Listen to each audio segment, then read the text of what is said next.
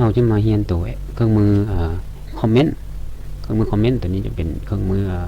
ใช้สำหรับอันเวลาเรามีเอกสารแต่ว่ามีสไลด์นี้เราจะคอมเมนต์ว่าแต่ละข้อมันเป็นจังไดหรือว่ามันมีจุดพิเศษอย่างสินะตัวอย่างว่าเขาจะคอมเมนต์ใส่หัวข้อนี้เนาะเขาจะกดใส่เป็นคอมเมนต์เวลากดคอมเมนต์นะมันจะโชว์อันนี้ออกมาเราจะตีเข้าไปโลดนะ this is title โอเคเขาคอมเมนต์ใส่เนาะปิดอันนี้จะโชว์ให้เห็นว่าเวลาเขาพรีวิวสไลด์เนาะมันจะไม่เห็นเวลาพรีวิวนะเนาะแต่เวลาเขาผู้ใดที่ว่าหัวหน้าหรือว่าไผ่ที่ว่ามักคอมเมนต์นะเขาจะคอมเมนต์ใส่เวลากวดบทของเขานะมันจะเห็นเป็นสิเขายังหัวเขาก็หัวหน้าบอกหรือว่าอาจารย์คอมเมนต์อย่างมันก็จะโชว์นี้ออกมาคลิกเข้าไป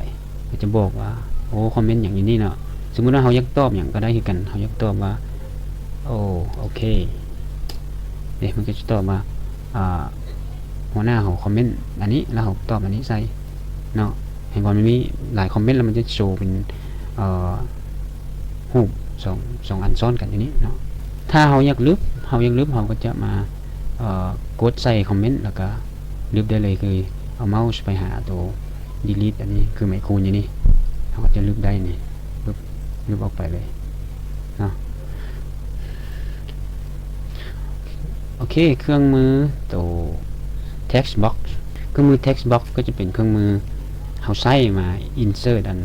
ข้อความหรือว่าห้องที่เขายังเขียนอย่างเข้าไปนะเขาสามารถใช้ text box นี้มาช่วยเนาะแล้วมันจะเอาไปไว้อยู่ใส่ก็ได้เนาะนี่เป็นเครื่องมือ text box แล้ว head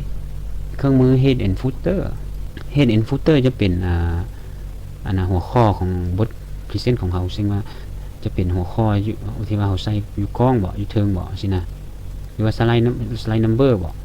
ว่าจะเป็นสไลด์ที่เท่าไหร่สิหรือว่าอยู่เทิงสิเวลากดมันจะมีพรีวิวอยู่ทางนี้เราลอง apply to all สมมติว่าเรา apply มันจะเห็นว่ามี footer ที่จะบอกวันที่อย่างแล้วก็หน้าสไลด์มันสไลด์อย่างนะอันนี้เป็นเครื่องมือ footer header เนาะโอเคต่อไปจะเป็นเครื่องมือต่อไปเอาพักผ่อนก่อน